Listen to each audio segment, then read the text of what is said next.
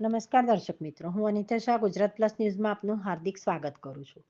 76મા પ્રજાસત્તાક દિન નિમિત્તે રાષ્ટ્રીય યુવા અધિકાર મંચ તરફથી ગોત્રી ગામ તલાટી ઓફિસ આગળ આજ રોજ ધ્વજવંદનનો કાર્યક્રમ રાખવામાં આવેલો હતો.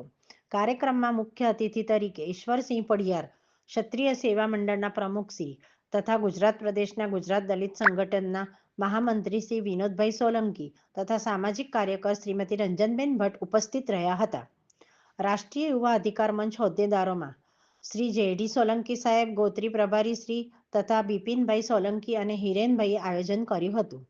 રાષ્ટ્રીય યુવા અધિકાર મંચના પ્રમુખ શ્રી ચંદ્રકાંત સોલંકીએ જણાવ્યું હતું કે અમારી આ સંસ્થા શિક્ષણ ક્ષેત્રે કામ કરી રહી છે. 26 જાન્યુઆરી હોય કે 15 ઓગસ્ટ હોય કે 14 એપ્રિલ હોય, દેશની એકતા અને અખંડતા માટેના અનેક કાર્યક્રમો આપે છે. ભારત દેશને આઝાદ કરવા માટે અનેક શહીદોએ શહીદી વહોરી હતી. ત્યારે આ પ્રસંગે શ્રી સી.ડી. સોલંકી સાહેબ સમાજમાં અવનવી એક્ટિવિટી કરનાર ગામના વિદ્યાર્થીઓને મોમેન્ટો આપી પ્રોત્સાહિત કર્યા હતા. ગામમાંથી પધારેલા સામાજિક આગેવાનો, ભાઈઓ બહેનો અને વિદ્યાર્થીઓનો આભાર માની પવિત્ર પર્વની ઉજવણીના ભાગરૂપે ધન્યતા અનુભવી. સીડી સાહેબ, આજે રાષ્ટ્રીય યુવા અધિકાર મંચ તરફથી તમે ગોત્રી મુકામે કયો કાર્યક્રમ રાખવામાં આવેલો હતો?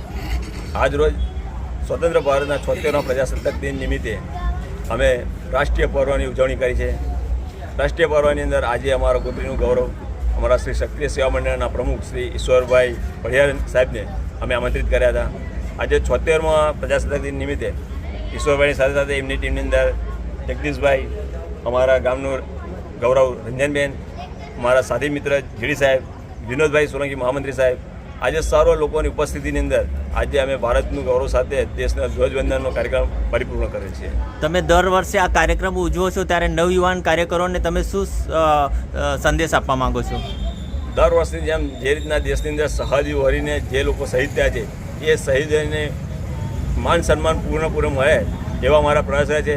અને દર વર્ષે અમે 15મી ઓગસ્ટ, 26મી જાન્યુઆરી હોય, 2 ઓક્ટોબર હોય કે 14 એપ્રિલ હોય, દરેક કાર્યક્રમની અંદર અમે દેશભક્તિના કાર્યક્રમ સાથે અમે અમારો કાર્યક્રમ કરતા હોય કે દેશની અંદર એક એકતાનો અવાજ બને, મતભેદ ભૂલી, મનભેદ ભૂલી અને સર્વ દેશવાસીઓ પોતાને એક હિત જળવાય અને સ્વતંત્ર ભારતને સ્વતંત્ર નાગરિકતા જે મળી છે એનો પૂર્ણ લક્ષ્યાંક જે દેશનો છે, જે બાબા સાહેબ આંબેડકરે જે સૂત્ર આપેલું હતું એ સૂત્ર પૂર્ણ કરવા માટે અમે આગળ વધી રહ્યા છીએ.